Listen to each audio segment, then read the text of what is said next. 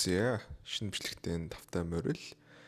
За өнөөдөр бүгдээрээ магадгүй миний одоо арилжаан дээр ойлгож ирсэн хамгийн чухал сэдвүүдийн нэг болох эрсдлийг хүлээн зөвшөөрөх гэдэг одоо магадгүй арилжааны сэтгэл зүй сэдв тал дээр болвол хамгийн чухал сэдвүүдийн нэгтэй танилцах болно. За тэгээд хэрвээ чи яг одоо арилжаа хийж байгаа арилжаа хийгээд явж байгаа тийм магадгүй нэг л болохгүй байгаа ч юм уу тийм энэ тал дээр ингээд тийм байгаа болвол нэлээд тусалж магадгүй энэ санаа тий. Тэгээд намайг бол Тэнгис гэдэг сүүлийн 4 жилийн хугацаанд тууштай хөрөнгөний зах зээлийн арилжаа хийгээд явж байгаа. Дансаа 1 сарын хугацаанд 50% өсгөж байсан туршлагатай.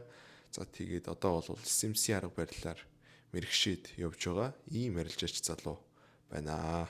За тэгээд миний хувьд бол эхний 2 жилийн хугацаанд ерөөсөө арилжааны сэтгэл зүй талаар бол ерөөсөө судалдаггүй байсан, энэ тухай боддогчгүй байсан, өөрийгөө анзаардаггүй байсан. Тэгээд сүүлийн одоо 3-4 дахь жил дээрээс бол сэтгэл зүй тал руугаа илүү орж ирж тэ өөрийгөө ойлгож хэрхэн би илүү өөртөө итгэлтэй арилжах вэ? Хэрхэн би одоо энэ зарим гаргаад байгаа алдаануудаа гаргахгүй байх боломжтой вэ гэж бодож эхэлсэн. Тэгээд энэ дундаас бол миний олсон хамгийн одоо гайхамшигтай хамгийн одоо өөртөө итгэлийг маань магадгүй бараг 100 дахин нэмэгдүүлсэн санаануудын нэг бол эрсдлийг хүлээн зөвшөөрөх гэдэг санаа байсан. Тэгээд маш энгийн сонсогдно. Эрсдлийг хүлээн зөвшөөрөх гэд 3 үгэн дотор хэлж байгаа мөртлөө яг үндэ бол маш олон тохиолдолд арилжаач бид нар бол тэрийг хийдэггүй тийм ээ маш олон хүний хувьд зүхтаадаг эрсдлээ тооцоолоогүйгээр арилжаанд ордог тэгээд стоп лоссыг зөөх үе байдаг тийм ээ гэх мэтчлэн одоо өчнөө тиймэрхүү асуудлууд бол байдгаа. Тэгээд маш энгийн сонсогч байгаа тийм угаасаа хүн бол эрсдлээ хүлээн зөвшөөрж байгаа чи юу яриад байгаа тийм гэж байгаа боловч үнэхээр чи яг ойлгож байгаа юу? Үнэхээр яг хэрэгжүүлж байгаа юу гэдэг илүү том асуулт. Тэгээд би бас энийг бол тийм мэдээж сонсож байгаа шүү дээ. Анх одоо арилжаанд ороод эхлээд эхний 1 жил, 2 жил гэх мэтлэн тийм явж яхад бол эрсдлээ ингээл хүлээн зөвшөөрч гинэ л гэж бодоод байдаг. Тэгтэл яг дадал зуршил болгосон уу, тийм ээ? Яг арилжаанд хэрэгэлдэг болсон уу? Яг сэтгэл зүйн одоо салшгүй нэг хэсгүүдийн маань нэг болсон уу? Гэвэл болоогүй байсан. Эсвэргээрээ яг амжилттай арилжаачдын хувьд бид нар харах юм бол бүгдээрээ бараг шахуу энэ тал дээр маш одоо ингээд өөрсдийгөө сургацсан байдаг. Сэтгэл зүйн салшгүй нэг хэсгээ болгоцсон байдаг гэсэн үг. Тэгэхээр хэдүүлээ энэ бичлэг дээр ер нь бол юу гэж яг юу юм? Эрсдлийг хүлээн зөвшөөрөх гэж яг юу юм? Тэ? Чи бас яг яаж одоо тэ цоош нэр эхэлж байгаа хүн байж болно, эхлээд явж байгаа хүн байж болно, тийм ээ? За эсвэл approach байж болно.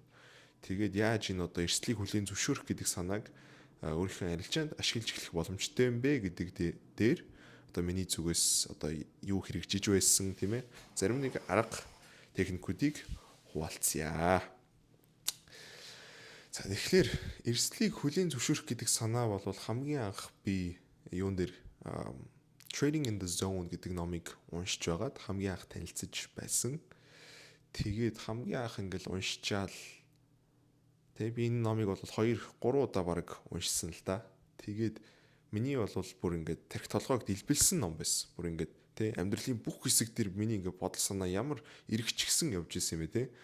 Сагсан бөмбөг тоглох байдаг юм уу? За эсвэл одоо тий өөр одоо юу байдаг? Амьдрал чинь өөрөө эрсдэлтэй тоглоом байгаа даа байхгүй юу? Эрсдлийг менеж хийж, эрсдлийг ойлгож тоглож хийж амжилттай байдаг тийм зүйл байгаа даа.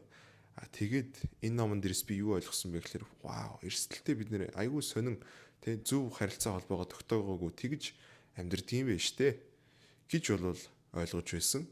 Тэгээд ердөөсөө л одоо Mark Douglas гэдэг энэ гайхамшигтай эрхэм тийм ээ эрхмийн хэлж байгаагаар болвол маш олон хүмүүс эрсдлийг хизээж хүлээн зөвшөөрөөгүй байдаг тийм ээ. Эрсдлийг хүлээн зөвшөөрөхийн тулд арай ондоо хэмжээний ухаан, арай ондоо хэмжээний одоо төлөвшил, арай ондоо хэмжээний төвчээр хүнээс шаарддаг гэдгийг бол хэлдэг. За тэр нь юу гэсэн үг вэ гэхээр одоо эрсдлийг 100% хүлээн зөвшөөрөхийн тулд зах зээл хэрхэн хөдөлдөг вэ тийм ээ? Зах зээлийг юу хөдлөгдөг вэ гэдгийг ойлгох хэрэгтэй гэж хэлж байгаа. Тэгээд зах зээлийг юу хөдлөгдөг вэ гэхээр хэдэн зуун сая хүний тийм ээ яг тухайн тэр моментэнд болж байгаа тийм ээ гаргаж байгаа шийдвэрүүдийн нийлбэрийг бид нэр зах зээлийн одоо юун дээр харж байгаа. Дээшээ доошоо болж байгаа одоо савлгаан дээрээс бид нэр харж байгаа гэсэн үг. Тэгээд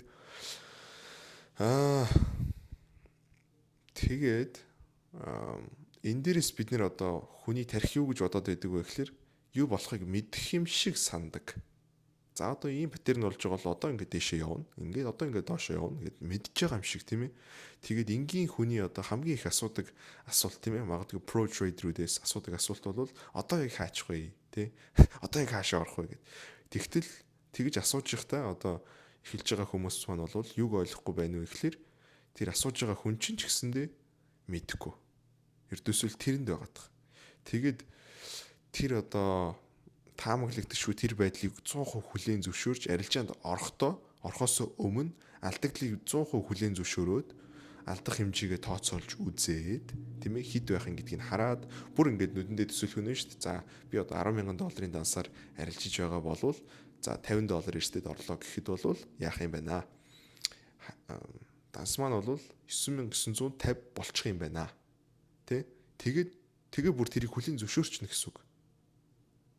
Тэгж чадах уу? Тийм ээ аль хэзээ алдчихсан. Окей. Энэ арилжаанд би орсон. Миний данс бол 9,950 аль хэзээ болчихсон. Гэдэг одоо бүрэн дүүрэн потенциалтай тим юм руу орж байгаа байхгүй эрсдэлтэй зүйл рүү орж байна гэдэг чинь. Тэгээд тэрийг одоо хүлээн зөвшөөрөхгүйгээс болоод хүмүүс маань стоп лоссыг зөөх байна, арилжааны дундуур айх, сандрах, тэр дундуур шийдвэртэй эргэж буцах тийм ээ гэсэн одоо олон зүйлтэй нүр тулдаг гэсэн үг. Тэгээд эрсдлийг хүлээн зөвшөөрнө гэдэг маань юу хэлж байгаа вэ гэхээр яг тэр алдж байгаа $50 аль хэзээ ухамсарлаад аль хэзээ тооцооллоо гаргаад аль хэзээ алдчихсан орохыг хэлж байгаа. Орхосоо ч юм за энэ цэг дээр хурж ирэх юм бол би стоп лоссыг энд тавиад орох юм байна. Эрсдэл бол ийм байгаа юм байна, тийм ээ. Тэгээд тийм миний ч бас гаргадаг байсан алдаануудын нэг юу вэ гэхээр ердөөсөө стоп лосс руу очиж цохихгүй юм шиг арилждаг. Очиж цохихгүй юм шиг сандаг. Ер нь бол бүр тэ. Тэгтэл яг одоо тийм илүү төлөвшөөд, илүү одоо ойлгоод зах зээлийнхаа шин чанарыг ойлгоод тийм ээ өөрийгөө дасгаад тийм ээ сэтгэл зүйн дээр ажиллаад ингээд эхлэв юг ойлгож байгаа вэ гэхээр арилжаа миний зүгт явсан ч гэсэн нэг төвхцээд байх зүйл байхгүй. Арилжаа миний зүгт яваагүй байсан ч гэсэн яг нь мэдээж таарах л байдаг л та. Мэдээж хинч дуртай биш. Гэхдээ тэнцээ одоо миний хувьд бол юг ингэж ойлгосноос хойш тийм ээ эрсдлийг бүрэн дүүрэн хүлээн зөвшөөрч окей. Аль хэзээ алдчихсан орно гэсэн үг байхгүй. Аль хэзээ алдсан орно. Муухай байгаа сте тий. Муухай байхгүй ер нь бол тэгээд тэр мэдрэмжийг ойлгоод окей $50 алдчихлаа гэж ороод тэгээд чиний зүгт мэдээж явж болох уу гэх юм бол явж болно. Тэрийг сайхан ухамсарлаад ингээд орох юм бол өөрөө чи яадаг гэсэн үг. Арилжаа чи маш тодорхой байна. Маш шийдвэртэй эргэж буцаад байхгүй. Арилжаанд төлөвлөгөөтэй байна. Хаана ирэх юм бол юу хийх вэ? Тийм ээ ханаас ашиг авах вэ? Тийм ээ ямар паттерн гаргаж ирэх юм бол ямар одоо дүр зураг тий шинж тэмдэг гаргаж ирэх юм бол би одоо арилжаагаа хаах вэ гэдэг чинь хүртэл тодорхой болно гэсэн үг байхгүй. Тэр түүнээс биш эрсдлийг хүлээн зөвшөөрөөгүй орсны дараа бол тийм ээ чиний эсрэг явж ирээл за чи нэг $100 тавьсан байлаа гэх юм бол яана гэсэн үг. За чиний эсрэг яваад бүр 70 боллоо 80 боллоо тийм ээ хасах 90 болоод эхэллээ. Тэр үед одоо яадгийг 150 болгодог ч юм уу стоп лосс тий эсвэл одоо яадгийг 90 дээрээс нь гарч ич гэдэг юм уу тий эсвэл би ерөөсөө бүр чарта харахаа боллоо тий зохицуулга хийхээ боллоо тэгэж болохгүй байхгүй. Тэхийн бол тэр чинь чи яг арилжаа хийж байгаа хүн биш болчихж байгаа. Тэр бол сэтгэл хөдлөлөөр тийм ээ ямар ч зохицуулгагүй арилжаа хийж ийн гэсэн үг. Урт хугацаанд тэр бол огтхон ч одоо авч явахд маш хэцүү байна. Тэгээд маш олон одоо асуудлуудын үндэс болно гэсэн үг ээ. Тэгээд үүнийг засах маш хялбар аргуудын нэг бол ердөөсөл юу байгаа юм? Энэ эрсдлийг хүлээн зөвшөөрөх гэдэг байна.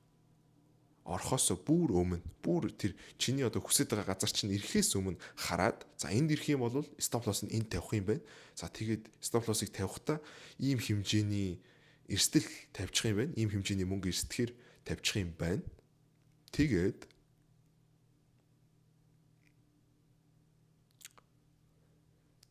алдсан ч хамаагүй. Миний эсрэг явсан ч хамаагүй. 70 80 90 дээр ирсэн ч надад хамаагүй. Ягаад гэвэл би аль хэзээ алдсан мөнгө. Тэ? Ягаад надад хамаагүй. Ягаад би зүгээр вэ гэхэлэр би бас тэнэг хүн биш шүү дээ, тийм ээ. Тэнэг арилжаанд одоо 100 гэрчсэн бол би адаглаад 200-ийн дайтай 200-ийн боломжтой арилжаа руу зөвлөсөн байж иж л орно гэсэн үг, тийм ээ. Эрсдэл байж иж тэнцээ ашиг байна. Тэгээд 200-ийн төлөө би зорж исэн учраас энэ 100 алтахад надад зүгээрээ. Ягаад гэх юм бол яг л миний одоо тий миний эсрэг явах магадaltaй адилхан шиг миний зүг ч гэсэн явах магадaltaй байсан гэдгийг ухамсарлаж тоглоно гэсэн үг байхгүй. Тийм ээ. За тэгэхээр яг ганцхан энэ мэдээлэл бол тийм ээ энэ мэдлэг бол чиний арилжааны чиглэлийг, арилжааны сэтгэл зүйг шал ондоо төвшөнд гаргаж ирнэ гэдэгт бол итгэлтэй байна. Ашиглаад үзээрэй.